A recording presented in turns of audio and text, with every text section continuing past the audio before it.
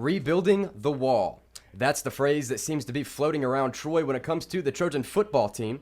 One player stands up from the Trojan wall itself and shares what his concern was coming into this season. Me, the only senior on the offensive line, it was kind of tough, starting off in the summer and after spring, kind of wondering, where's everybody going to play? We've got, some guys that have played, and, the only two returners that had significant playing time were Tony and myself, the left tackle, and me. And it was something that I was concerned about. Though lack of experience may have been a concern on the offensive line at the start of the season, Bennett says that the game plan down in the trenches has proven to be effective and that he's proud of the way his team has stepped up and competed, and he looks forward to what the rest of the season has in store. With me and Luke swapping around after game one, it's wound up, working. Like I like what we're doing. I like how each guy is individually playing. Crumity's done very well, considering him being a freshman. He's very mature.